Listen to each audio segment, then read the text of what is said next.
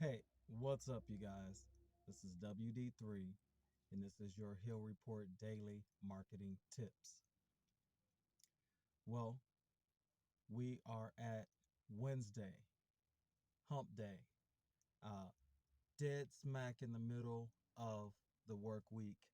Uh, Hopefully, you all are putting forth 100% effort. It's going to pay off. Um, I believe in each and every one of you all. And I appreciate all those people who believe in our mission and what we are trying to do for the community. Also, big shout out to all the businesses that are in the Hill Report. Um, we are so happy to be able to serve you all and do our best to make sure that your business is successful and the community is served. Um, what I want to talk to you all about today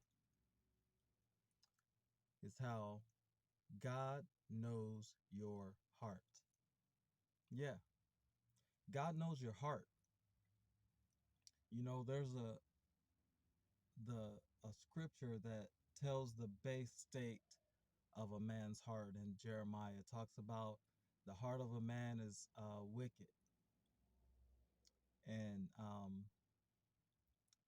that is something that has to be worked on. Once you've worked on yourself, once you've purified your heart, once you've surrendered the things that are holding you back from that endeavor, God respects what is in your heart. God knows your heart. Just because the default state of man is wicked, just because the default state of man is evil, because we all have hunger, we all have thirst, we all have desires. And until we are able to tame those hungers, thirsts, and desires and put them in perspective, we are in that default state. But once you uh, exercise your spiritual self, once you start considering others, once you realize that you are a citizen on this earth and not just on it by yourself, you start to purify your heart. God starts to know the things uh, that you are really capable of and the discipline that you are displaying through that spiritual growth.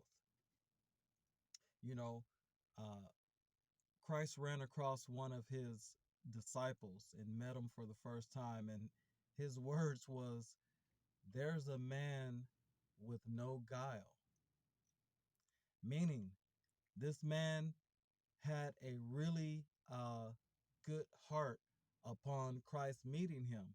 He was someone who already displayed a lot of the traits, the good traits towards other human beings. He already had discipline within himself, even from the very start. You know, there are great men in the Bible who uh, went through so much, such as Job, uh, Joseph. These guys went through so much and they still had love for others. They still had mercy. They still had compassion. When you get to that point, and God knows your heart, you're going to realize that there is so much more to this world, so much more to this life than just our desires and our passions and our needs personally. You know, there's a law in the United States where you can't have a monopoly. A lot of people wanted a monopoly because they wanted to make all the money. But imagine if you were the only one making all the money. What type of community would you have? Something to think about. You know, as you travel along your journey in this life, you're going to run across so many people who want and expect everything from you for nothing. You're also going to run across the people who have absolutely no confidence in you or your ability. When you run across these people, it makes you appreciate those who are realistic and compassionate and who are reciprocal in their relationship with you.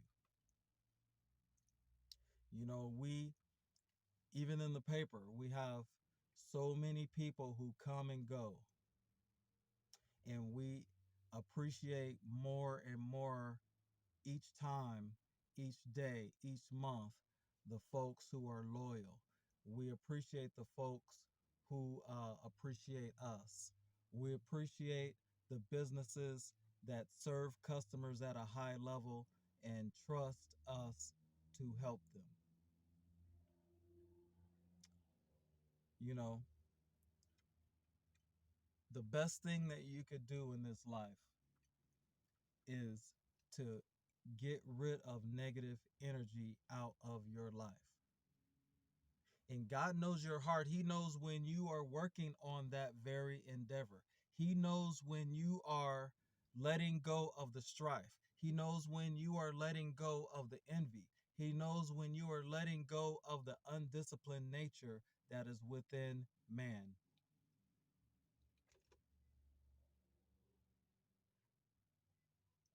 It's not an easy thing to do. When a man gets desperate, when a man gets hungry, when a man gets thirsty, he is capable of doing so many things that are outside of the norm. It makes me think about some of the great celebrities right now who are going through turmoil. It even makes you think like, wow, if you had every hunger uh, taken care of for generations, if you had every thirst taken care of for generations, why wouldn't you be good? Why wouldn't you be benevolent? Why wouldn't you show grace? Why would you turn to evil? Why would you do wicked things? Well, sometimes you need to learn how to tame your desires before you obtain success. God knows your heart. That's why sometimes you don't attain the finances, the wealth, and all of the desires of your heart before you're ready. And that is a merciful thing. Imagine if you had a terrible habit and you had all the money in the world. You would probably destroy yourself. A lot of people say, well, I'd rather have that problem. Well, there's some people, it says, greater is the uh, little things that a righteous man have than all the riches of the wicked. Because oftentimes, have you seen that some of the richest men in the world, they pass away, and some of the poorest men in the world, they live on. A lot of times, if you find that sweet spot within your heart, and God knows your heart, if you work on yourself, if you work on your discipline, if you work on your mercy and your ability to develop real relationships with others, it's going to lead you to a long, happy life. If you have everything that you ever wanted, but you have no discipline, you could probably have short days on this earth. You know, some of us really want the best for everyone. Some of us really want everyone to win. Some of us have learned to tame our selfish desires. You may want a wife. Wait for God to get you a wife of your own, not anyone else's. You may want a car. Don't become a car thief. Work hard and get your own. There are so many things in this world that we can work on within our heart. And God knows your heart. This is WD3. This is Here We